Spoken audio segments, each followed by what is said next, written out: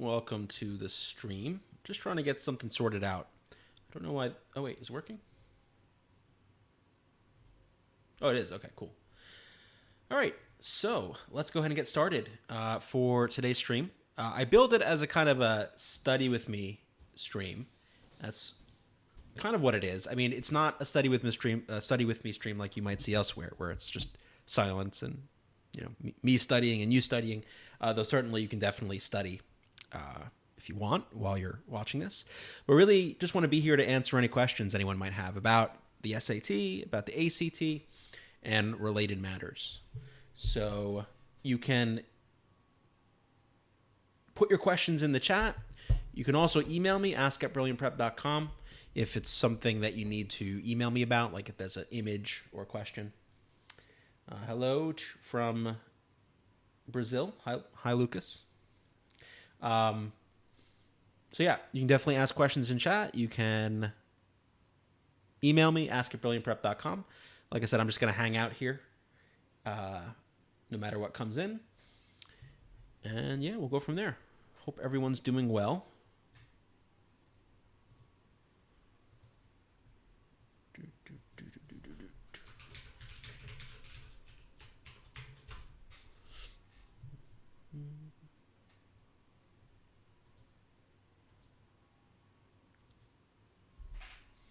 Okay, what kind of books should I read to prepare for the dense texts on the SAT?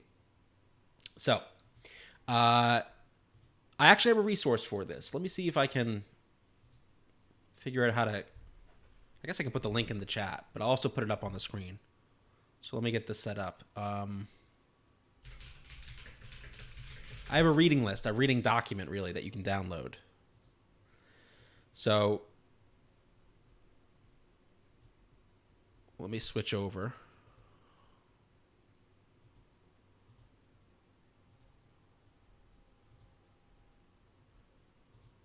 Okay, so if you go to this link, and I'll put this in the chat as well, you can download a reading list, which will give you suggestions or the kinds of things you can read to improve on SAT reading and just to improve your reading skills in general. Generally speaking, while reading books, of course, is not a bad idea, especially books that you enjoy, books that you want to read and therefore will read. It's probably best actually to spend more of your time reading newspaper articles, magazine articles, longer form blog posts even. And this reference sheet will give you ideas of the kinds of sources you can read. But you kind of want to read those because you're going to get a lot of different types of articles, a lot of different genres, a lot of different topics, and it will be similar in some ways to the kinds of things you'll read on the test. So while books are good, and I do have some suggestions for books that you can read on this list, I don't think books should be the number one thing to read specifically for SAT preparation. For SAT preparation, newspapers, magazines, blogs, that sort of thing is probably more appropriate. Now, I don't want to dissuade you if you want to read books, because I think, yeah, reading books is good. It's just there are other things you can read besides books. So go ahead and check that out. You can also just Google brilliantprep.com or just Google Brilliant Prep reading list, and you'll find this there as well. So that would be my number one recommendation on reading.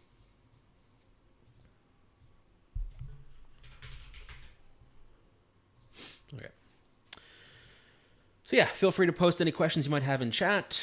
You can also email me, ask@brilliantprep.com, if there's an image or something that I need, if you want to send me a picture of a question that you're working on, that you have a question on.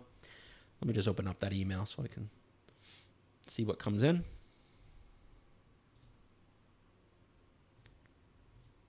It's not loading. You are welcome. Yeah, hope that reading list helps.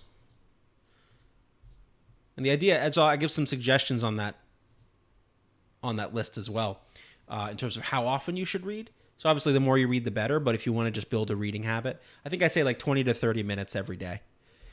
Consistency is the key. And rather than, binge reading for 3 hours on the weekend and doing no reading any other day, it's good to spread it out over time. But of course, if you like to read, if you want to develop that habit, it's not a bad idea to, just read as much as you can. What must I do to sign in to our website. So, Lucas, do you mean, which part of the site do you mean? Do you mean, let me see, let me pull it up for a minute. So, do you mean the login right here? If you mean the login right here, this is probably not something you'll need because this is for our group class students really to log into.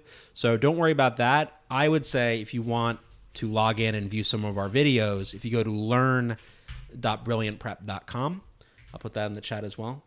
There we have a lot of videos, resources, things like that you might want to check out. So like I said, on the actual site, the login there is really for our group class students. But if you want to check out some of our video content and courses, you can check that out by going to learn.brilliantprep.com.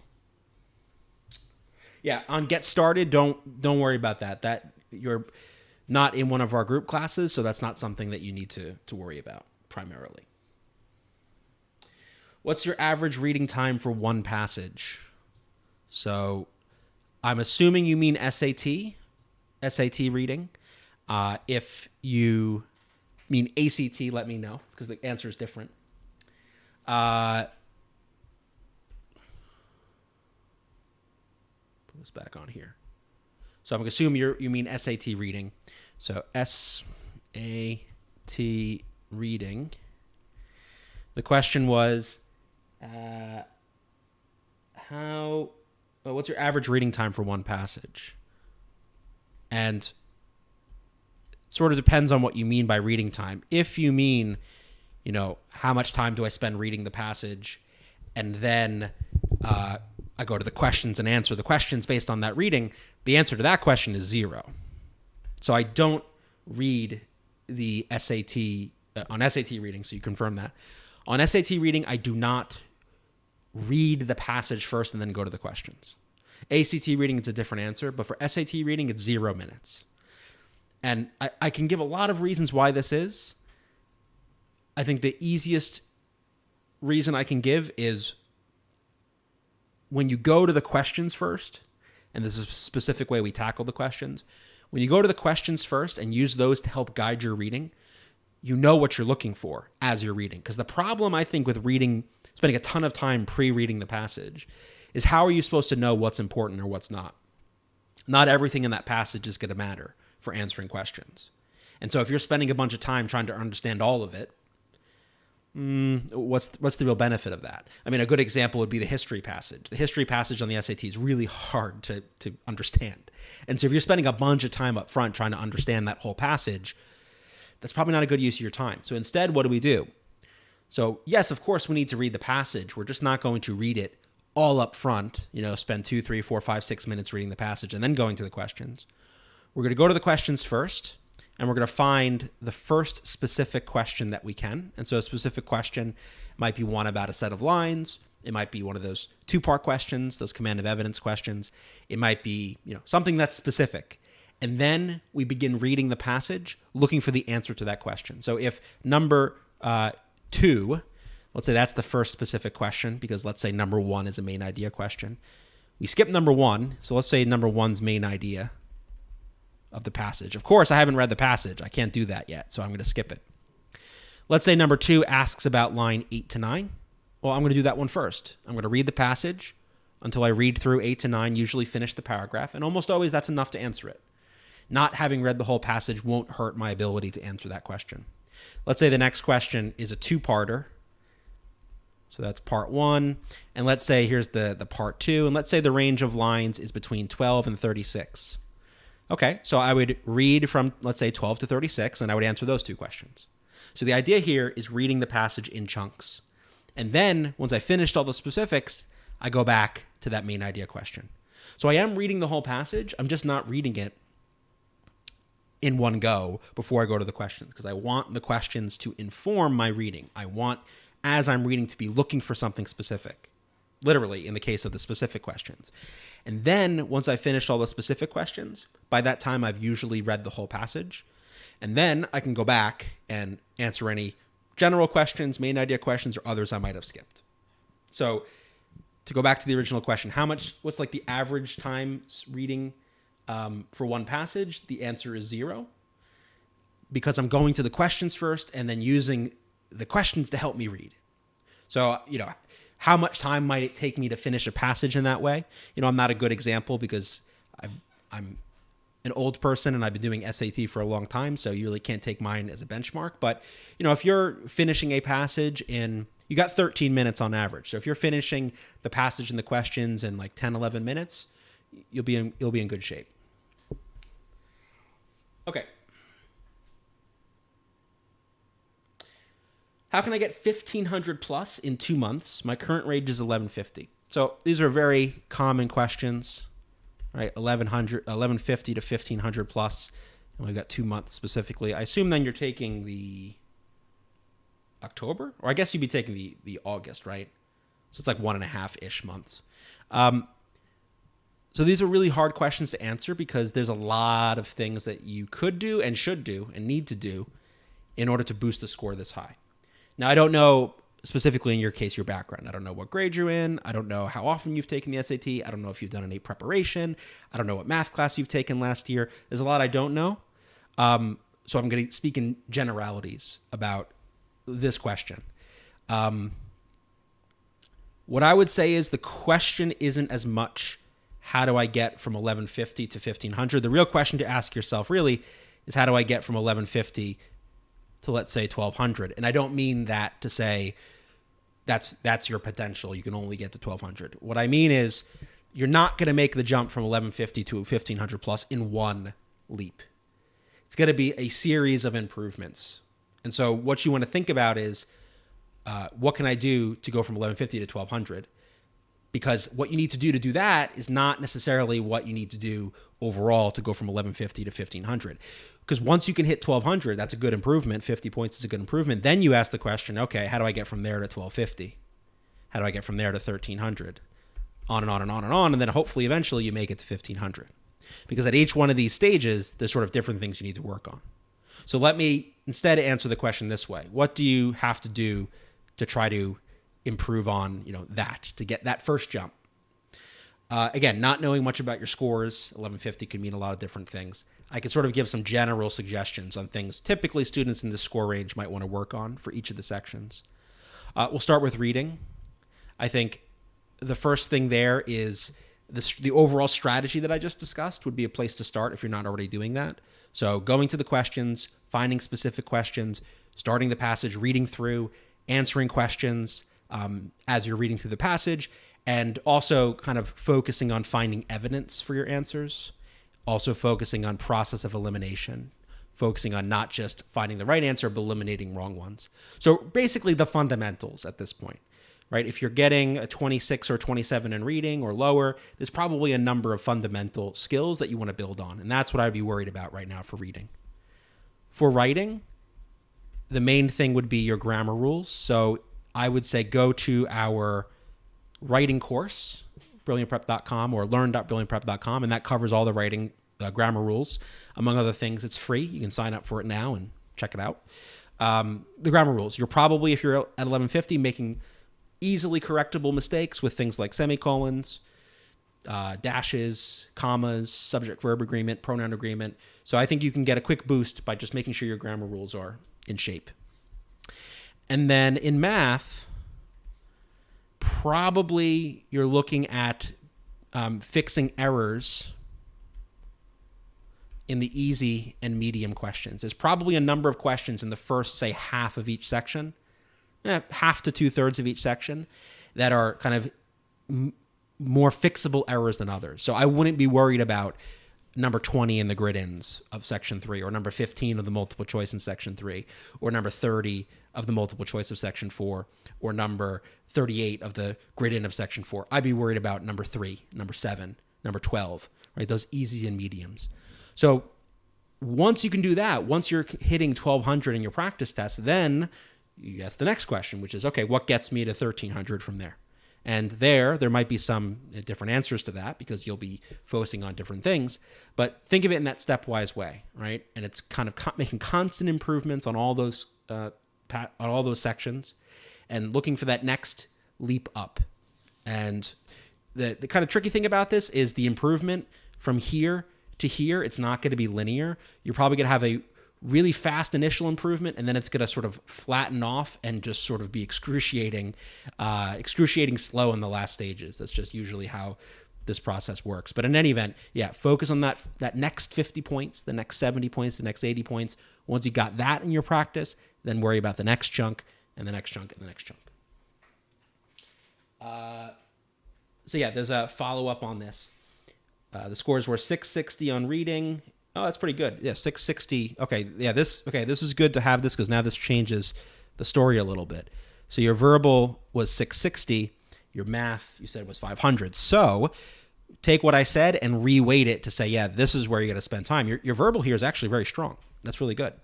I don't know what the breakdown is between reading and writing here, but that's great. So this is where you want to spend your time. Again, there's probably a ton of mistakes in the eases and mediums.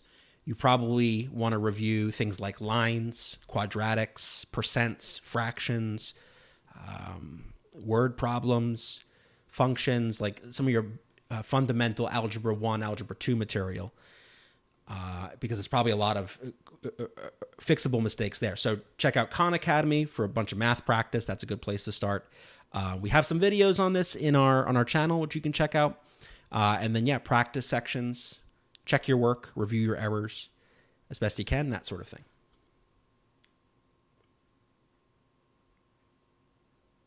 Oh, 500. Okay, so change here. So 500 on reading. So, yeah, changes the story a little bit. Maybe then it was supposed to be 560 on 660 a minute. Okay.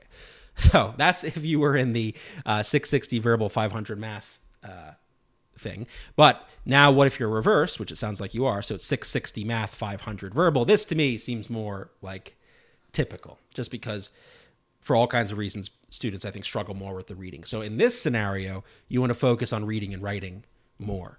And, you know, you can continue to improve on math, but you're already getting to sort of like a top end score. You're in that direction. So most of your time right now should be spent here until you can hit, say, like 650 verbal. Then you can start worrying a little bit more about the math, but focus on those two things first.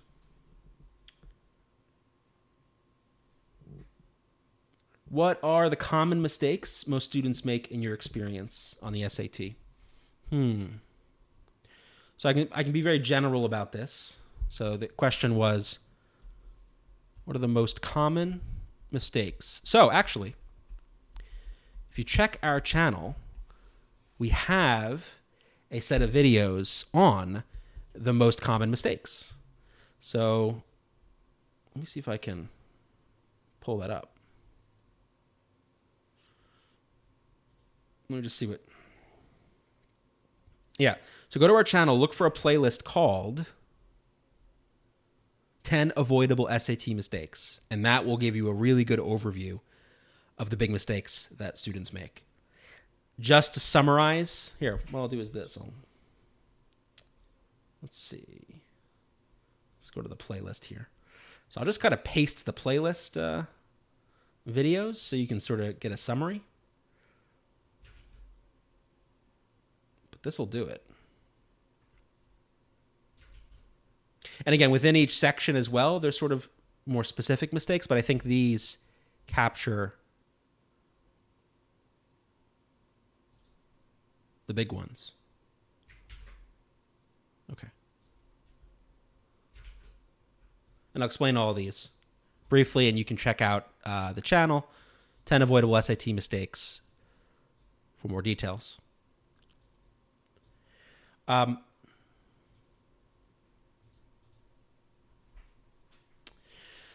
So very, very quickly, first big mistake, not checking all four choices. So for time issues, other reasons, students will often, once they find an answer they like, they pick it and they move on. But especially in reading and writing, you want to check all four choices just to make sure you're not missing something in one of the choices that you didn't check. Because sometimes you'll check one of those other choices and you'll realize, oh, wait a minute, you know, that one kind of works too.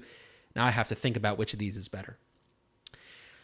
Second, last choice standing. In other words, let's say you're going through your choices, you get rid of A, you get rid of B, you get rid of C, and so you're left with D. A lot of times students will just pick D and move on, but you want to take a minute and say, wait, let me just make sure D actually works. Let me just not pick it by default, because sometimes it's not going to work and you need to go back and reevaluate.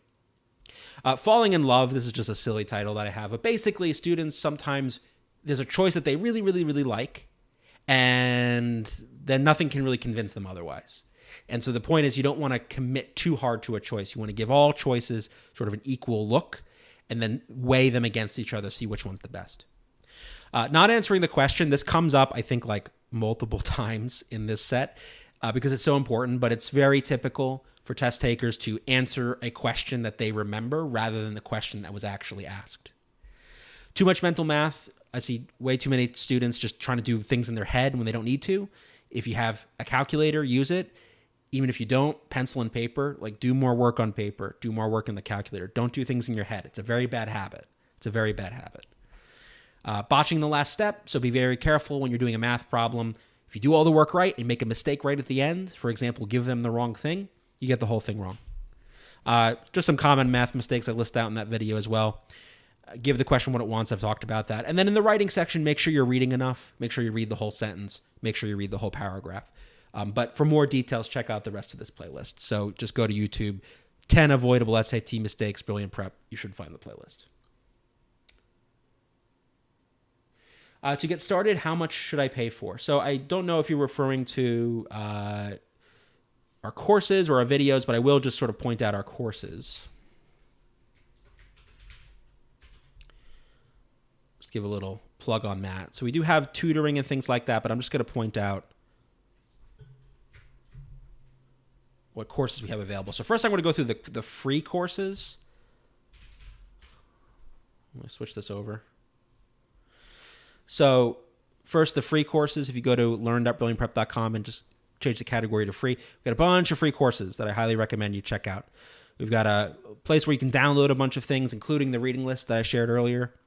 A test prep roadmap. Basically, if you're early in the process, this will sort of walk through what the next few years will look like for you. A course on how to set up a study plan. The writing course I mentioned before goes through everything you need for the SAT writing test. A quick start, kind of a quick set of videos that kind of gets you started on the SAT. A crash course for the PSAT, and then the ACT English Bootcamp, which is basically like the SAT writing course. It's just for ACT English. Then we have the paid courses. So there's different paid courses here. If you just go to all and check them out, there's different bundles, different things. If you want like a quick crash course, that's right here. And then, yeah, there's some other paid courses and bundles. So you don't necessarily need to spend anything. Like a lot of the free courses we have can be really good. Combine that with Khan Academy. Combine that with doing timed practice tests. Go to the Reddit SAT subreddit. There's like plenty of free help out there. But if you want some more structured material, these are options as well.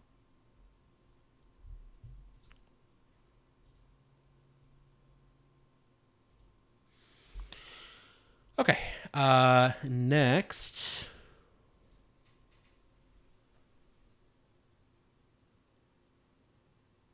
Do you have any general math tricks, maybe for recurring pattern type questions, so we can quickly solve them correctly? So, general math tricks. I mean, typically, if I have some specific examples, usually much more helpful. Let me think. General math tricks, recurring pattern. I mean, like, you yourself sort of quasi answer it a little bit in the next part when you say maybe for recurring pattern type questions so we can quickly solve them.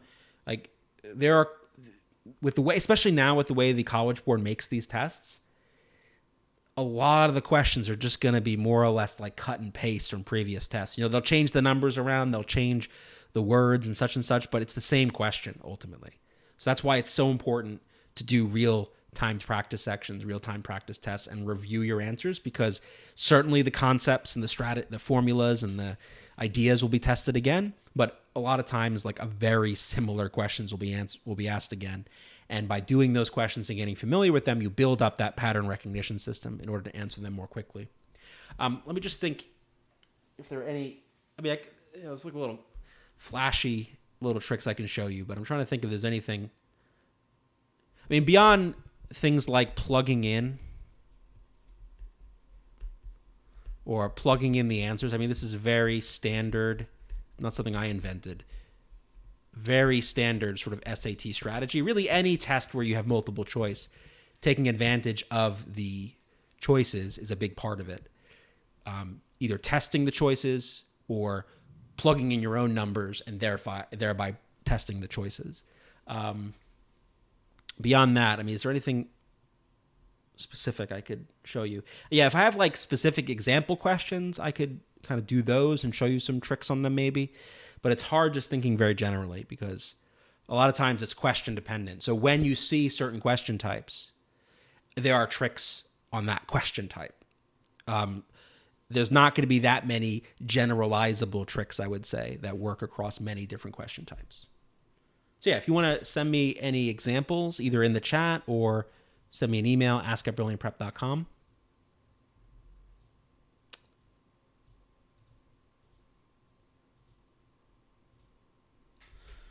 So let's see.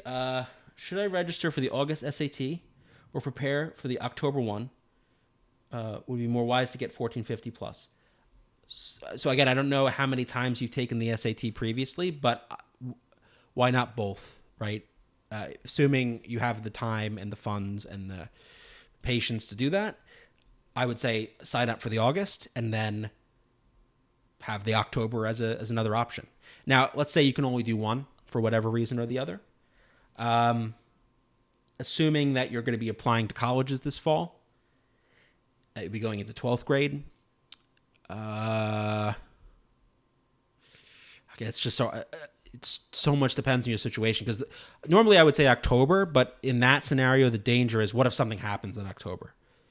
And I'm not even talking about, you get sick or something, like who knows with COVID, things are looking better in some ways, but not, I mean, who knows? So to me, waiting is a little dangerous because if that's like your last opportunity and something goes wrong, that's sort of a bad situation. So yeah, I don't want to give you too specific advice, but I would say if you can, try both.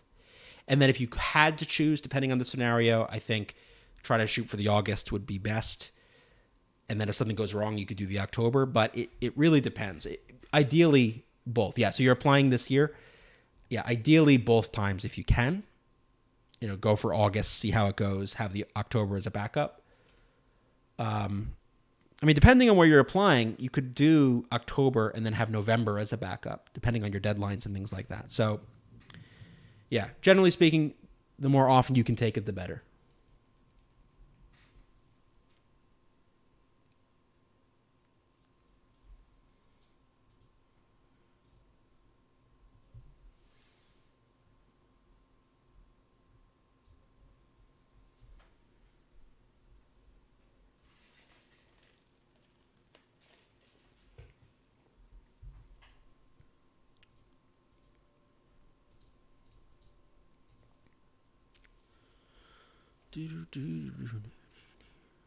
So yeah, well, I'll wait to see if any other questions roll in. I want to see if there's anything else I want to talk about.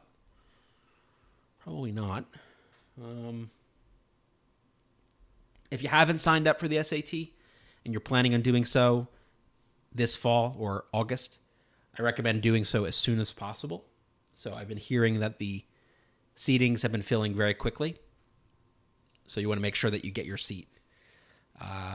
Even if you're shooting for something later in the fall, try to sign up as early as you can just to lock in a seat, at least somewhere close to you.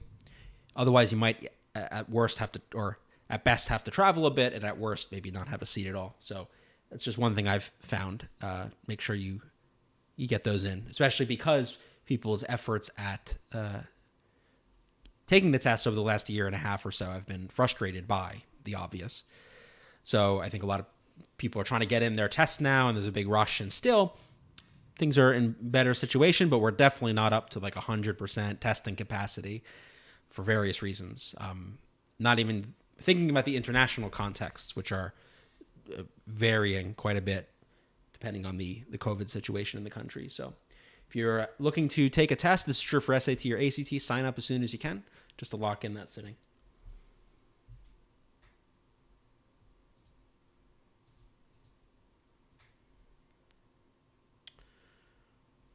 Any general tips for approaches to the reading section? So at the beginning, I talked a little bit about this. with the overall strategy that I recommend. So that's one thing. And I won't review it again just because we talked about that. But if you go back to, scroll back in the video later, you'll find that. And I've got other videos there. But let me see if there's anything else I can say about the reading section that would be helpful. I mean, I would say this. Make sure you're trying to find... Make sure you're trying to find evidence for your answers, specifically lines to support each answer you get. And why I stress this a lot is when I work with students in the reading, I'll ask them, okay, you got B, why?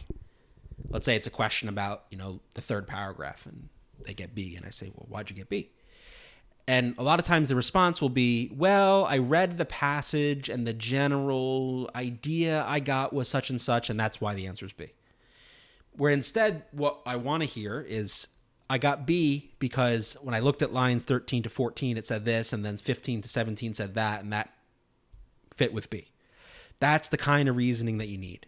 And that's true for all questions. Graph questions aside, but there you're citing the graph. So make sure you're finding lines of evidence. You should be able to point or write down the lines that you use to get your answer. So that's one thing. Second thing is process of elimination. So important. And I kind of had a realization why recently, why I think process of elimination is so important. In order for a choice to be right, every part of the choice has got to be right. So let's say there's two choices, and let's say this choice has 4 parts and that choice has 4 parts. In order for you to know that A is right, you have to see that each piece of A is right. And so that means you need to understand each of these pieces, and you need to be able to find evidence for each of those pieces in the passage. So, yeah, we can do that a lot, but that's not easy, right? Because you have to understand each of these pieces, and you need to be able to find evidence for each of these pieces, and there can't be a mistake. On the other hand, let's say you're looking at choice B, and you're like, okay, this is good. I don't really get that. I don't really get that. So at this point, it's kind of hard to prove that B is anything because we're like sort of uncertain about this. But let's say you figure out, that's wrong. That part of B is wrong. Well, now the whole thing is wrong. What's happening here doesn't matter anymore. So in order to mark a choice as wrong, in order to eliminate it, you only need to find one flaw with it. And as soon as you find one flaw, the rest of the choice is irrelevant. You can ignore it.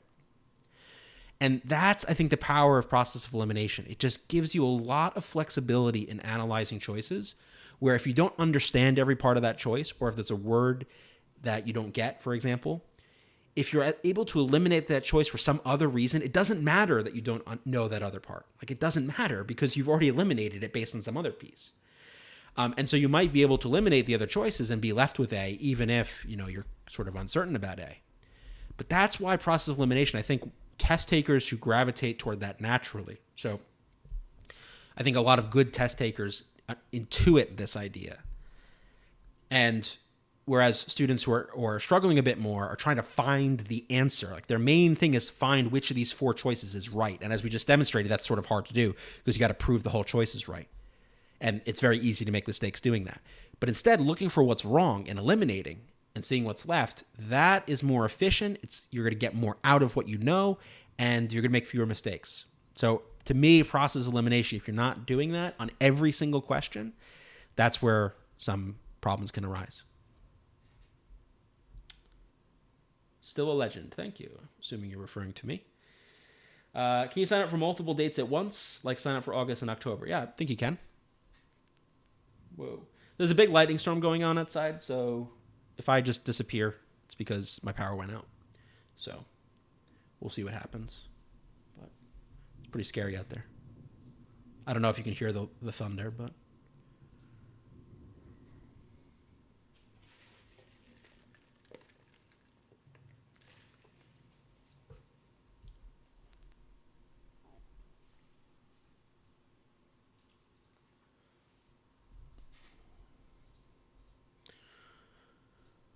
All right, so the plan for today, I'll be hanging out for another 20 minutes or so. So any other questions, feel free to drop a line.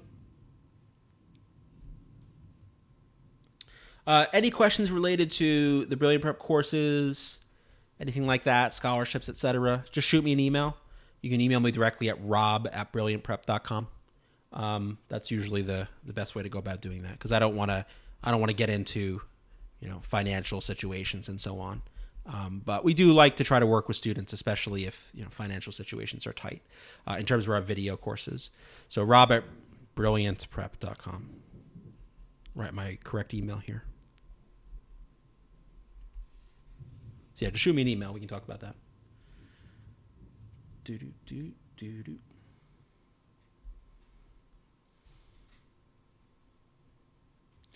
So yeah, I'll hang out for another 19 minutes, or if my power goes out, whichever happens first. And we'll see if anything else comes in.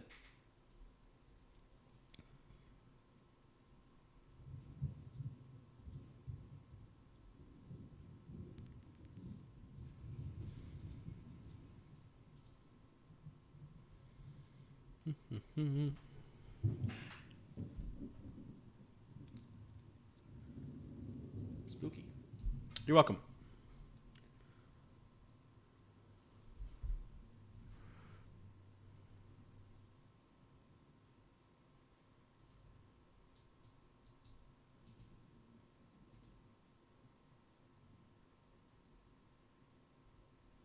While we have people here, no, not many, some have left. Who is ever in here, if you want to just do a quick poll for me, just curious what you think. Which studying option do you prefer the most? So I'll give you out of 4 choices. If you had to pick one, and let's say finances, etc., were no issue, you could do whatever you needed to do. Which of these would you prefer? Assuming you have the resources and so on and so forth. Self-study. So that means you're sort of directing your own prep. You can study with friends but largely you're doing it yourself, and you have the resources to support you doing it yourself. Second would be one-on-one tutoring. So you meet with a tutor once a week, twice a week, whatever, one-on-one. Third would be small group classes. So say like 3 to 5 students, 3 to 6 students. And D would be large group. So this is like 3 to 6 students. This is like 7 plus. This is 1 student. So just in the chat, if you want to say which of how about this? How about you rank them if you want? So like I prefer B, and then A, and then C, and then D. If you want. You don't have to. I'm just trying to collect information. Just see what people like. Whoa, that's some lightning. Wow. Okay. If we do sign up for August and October at once, but end up getting a good score in August, will we be refunded what we paid for October? So you have to look into this, but unfortunately, I don't think they refund. You'll have to look into that. The reason why I'm hesitating is because of COVID and stuff. I think their policies are probably a bit more flexible. So I would just check with the site. It is possible, though, that refunds will not be available. So if that is an issue, then you may not want to book in advance. But flip side is you can't, by the time you get your August scores, the October test will be steadily approaching. So if you're going to wait until your August scores to decide whether or not you're going to take it again, it's sort of awkward timing. Second, you may not be able to get a seat if you wait until then anyway. So it's a little tricky. But check the College Board website.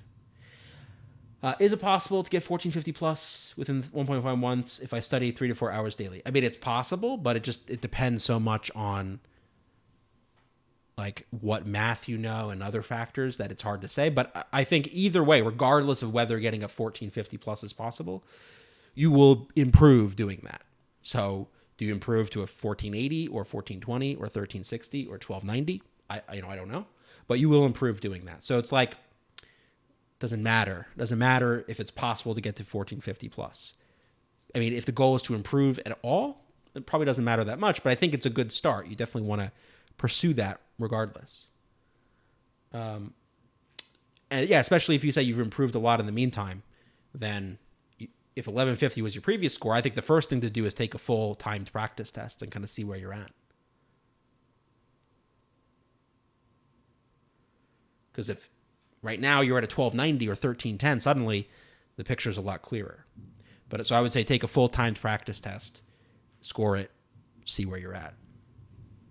But either way, yeah, you want to study, so do it anyway, right? Regardless of what's possible or probable.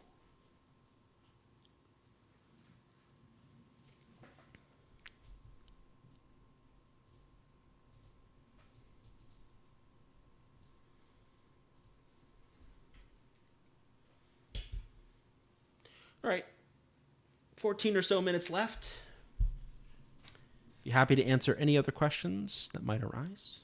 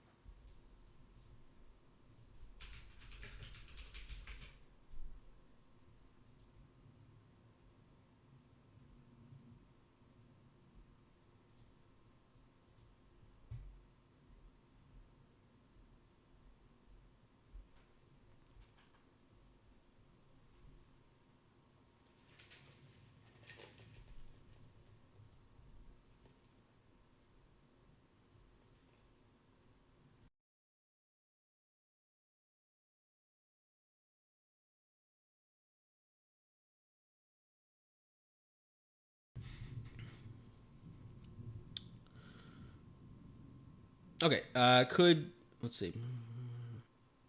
I'm going to skip that one question about noun modifying rules. I'll come back to that. I'm going to answer this question first. How to keep myself more focused for a long time in the reading section. I keep losing focus in the reading section. So focus in the reading section. This is, again, kind of goes back to our original question about reading the passage. I think if your goal is to read the boring history passages and keep your focus, that's going to be kind of hard to do. If you're trying to read all 95 lines of the reading of the history passage and trying to keep, alert, you can do it, but it's hard. So instead, the way I kind of approach this is what's more interesting than reading the passages sometimes is answering questions, right? You're using specific questions to help guide your reading, focus your reading, and it gives you something to do. The problem when you get bored and lose focus when you're reading is there's like nothing for you to do. You're just reading words and trying to understand something that you don't really care about. It's hard to keep focus when you're not interested. But when there's questions, you may not be that interested in the questions, but at least it gives you something to do. It gives you something to look for. So let the questions keep you focused, right? I'm looking for the answer to this question. Let me read the passage looking for that. That will do better for you to keep your focus rather than, I have to read this 95 line thing and it's so boring and it's in old English and I don't understand half of it and I'm losing track of everything and I have to reread. Like, that's terrible. Instead, okay, line 10. There's a question about line 10. Let me start reading and see if I can understand line 10. It's giving you some activity instead of being totally passive, just sort of reading a text. So I think that's part of it. Sometimes you'll hear, pretend that you're interested in the passage, and you will be. I don't know, whatever. Maybe it will, maybe it won't. To me, if you could pretend to be interested, then aren't you just interested? I don't know. Like, that doesn't make sense. And then if you're interested in what you're reading, the problem is solved. So for those of you who aren't interested in what you're reading, or if it's a particularly boring passage, that's why we focus on questions. The questions are going to be what's going to keep us engaged and interested in what we're reading. I'm going to come back to the noun modifying since I've got more questions on reading. Tips for the history passage. Often find that I don't understand the language or main ideas of these passages. So, main idea is only really going to matter. Main idea is really only going to matter for main idea questions, of which there will be one or maybe two or sometimes none. So, I'm not as concerned with main idea. Language of the passage is the tricky part. One thing I would say here is They're hard. Do as many practice history passages as you can. They got a bunch on Khan Academy. Just you have to struggle through the language. But again, using the questions, don't want to be too much of a broken record, but using the questions will tell you which parts of the language matter and which don't. So again, if the goal is to read and understand every line of the history passage, I don't know how realistic that is. I mean, even like when I read history passages, once in a while, there's things that I'm like, yeah, I don't really get what that sentence is saying. But why that's okay is there very likely won't be a question about that sentence. And the stuff that there is questions about, I can figure out. So it's not so how do I understand the entire history passage? It's how do I understand the parts of the history passage that matter? In other words, how do I understand parts of the history passage that there are questions for? Rather than understanding everything. Because like there's a good example from the one of the College Board reading passages, which uses this phrase like such and such have held high carnival to now. I have no idea what does it mean to hold high carnival? I don't know. That's like a meme from the 1800s or something. But through context clues, through looking at the question, through looking at the choices, process of elimination, you're able to answer that question, even if we don't know what that means. So again, like kind of that focus on what is the understanding the whole passage, I think is not where we want to go. And I don't know if I'm losing connection here, but whatever. In any event, so focus on the questions. Of course, you got to practice, but focus on the questions. Let the questions focus your reading so that you're looking for the right things. If any of you are getting any sort of connection issues, let me know. But it's giving me some weird warning that there's like a connection issue. But maybe it's because I'm just, I don't know, not moving much. Whatever. All right, so let's see what other questions you have here. Hello, Aditya. The biggest problem of mine is time management. Is there any strategy to tackle that problem? So Raj, if you could specify which section, because each section is going to have different issues. I mean, I assume it's reading, but yeah, if you want to specify which section, I can follow up on that. Going back, noun modifying. Noun modifying issues. Let me just open this up. Yeah, looks like it's okay. Okay. Noun modifying rules. So what I would recommend if you want extra practice on what I'm going to talk about, check out Khan Academy. They call it modifier placement. And this error is one of those errors that appears, I'd say once per test, usually a hard. And if you know how to answer it, it's pretty straightforward. So let me come up with a sentence here.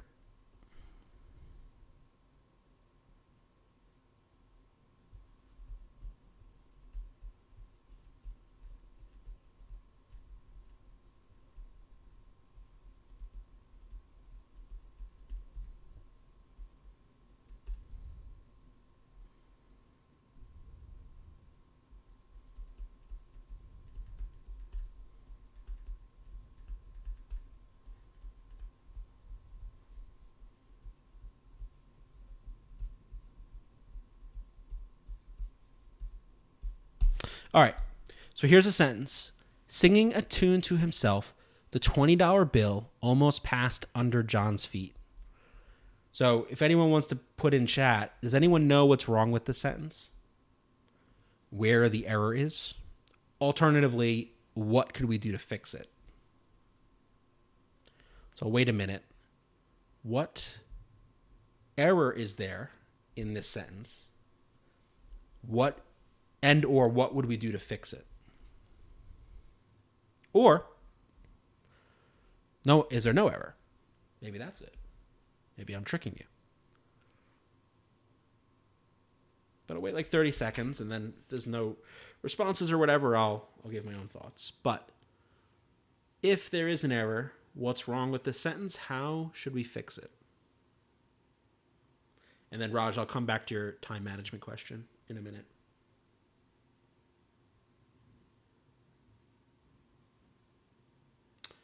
So Raj says $20 doesn't sing, correct? So we have here an opening modifier. Singing a tune to himself. This is describing an action someone is taking. Someone is singing a tune. The rule is when you have any modifier, including this sort of modifier, a modifier is a word or group of words that describes a noun, gives information about a noun or something else. When you have this opening modifier, the noun that comes immediately after that modifier, in this case, right after the comma, is the thing that it's describing. So this sentence is literally saying that the $20 bill is singing a tune to himself. But that doesn't make sense. It has to be John who's singing a tune to himself. So what can we do to fix this? We could say singing a tune to himself. John almost passed the $20 bill under his feet. And so now the modifier is describing the right noun, which is John, because it's John who's doing this action, not the $20 bill. So this is called a modifier error, misplaced modifier. Khan Academy calls it modifier placement. I've got videos on this as well in the writing course with some more examples. Like I said, there's usually one error like this in every writing test. Usually it's ranked a hard, but if you're able to see the error and you're able to see, okay, I just need to make sure this noun works with that opening modifier, it is a very straightforward question, and you'll be basically stealing a hard point. So definitely study up on this rule and practice it, and when it comes up, you'll be in good shape. Looks like my connection is bad. Hopefully it's not too junky, but anyway. All right, last question, and then we'll wrap up. So time management. So a lot of what I've talked about today and what I talk about elsewhere in the reading for SAT addresses issues of time management. I would say for time management and reading, there's sort of three things to focus on. Maybe three. I just pulled that number out. We'll see if I can meet that promise. So number one is make sure your strategy is right. So are you spending 7 minutes reading the passage and therefore 35 minutes reading passages before you answer any question? That probably needs to change. It's just way too much time spent reading passages without answering questions. So as we've talked about earlier today and elsewhere, go to your questions first. Let the questions guide your reading. Second would be spending too much time on questions that are sort of not lost causes, but are really hard. A lot of times test takers, when they start a question, they won't stop until they answer it, whether it's 30 seconds, a minute, 5 minutes later. And so sometimes you have to cut your losses. You have to say, okay, I tried this question. I don't get it. This is hard. I don't know what's going on. Skip it. Come back to it later, either at the end of the passage or at the end of the test. So making sure you don't get drawn into individual questions and being willing to skip questions that you started, hopefully to come back to them later, will make sure you have the time to answer all the other questions. And I think this gets to the overall point of doing well in the reading section is not necessarily the same thing as finishing it. Again, depending on where you are in the scoring curve. But finishing the reading test doesn't get you more points. Getting more questions right gets you more points. And sometimes trying to finish the test is counterproductive to actually getting more questions right. Because if you're trying to spend too much time on hard questions and too little time on easy questions, even if you do finish, your accuracy is not going to be that good. So make sure you're spending your time effectively, and that means really hard questions, skip them, come back to them later, or worst case scenario, make a guess. Let's see if I can come up with a third time management strategy. I mean, I think in general, I guess the third one is just know your question types. So the two-part questions, line reference questions, the vocab questions, main idea questions, inference questions, graph and figure questions, keyword and chronology questions, function and purpose questions, tone questions. Know your question types and know the best ways to tackle them. Because once in a while there's a surprise, but otherwise most reading questions are pretty standard. They follow a pretty typical structure, right? You've got a question asking you to make some inference. You've got a question asking you to find evidence for an answer. You've got a question about the primary purpose of the passage. You've got graph and figure questions. You've got it's pretty predictable. And so you want to know when you see that question type, how do I approach it? What do I watch out for? Just like in math, right? If you want to get faster at math, you just got to partly get used to the questions. Recognize patterns. That'll speed you up. rather than trying to figure it all out anew as you're looking at each question. So I guess that would be the main advice, the three things. So 1, make sure your core strategy is intact. Make sure you're approaching the passages and questions in a healthy way. 2, make sure you're skipping questions when needed. 3, make sure for individual question types that you have your best strategies, because that will make you as efficient as possible. All right, so that's it for now. We'll wrap up. I don't know, I'm keep getting these errors, but hopefully that went through okay. If you're not subscribed already, I'm sure most of you, if not all of you already are, go ahead and subscribe to us. We'll have more live streams in the future. So definitely check that out. If you have any questions, feel free to reach out to me, either ask@brilliantprep.com or rob@brilliantprep.com. Check out our website, brilliantprep.com. Check out our videos, our courses. We have a number of free courses, learn.brilliantprep.com. If you are already enrolled in either our video classes or our group classes, you know where to reach me, rob@brilliantprep.com, if you have any questions. And yeah, have a good rest of your day or rest of your evening, wherever you are. And we will talk again soon. So long.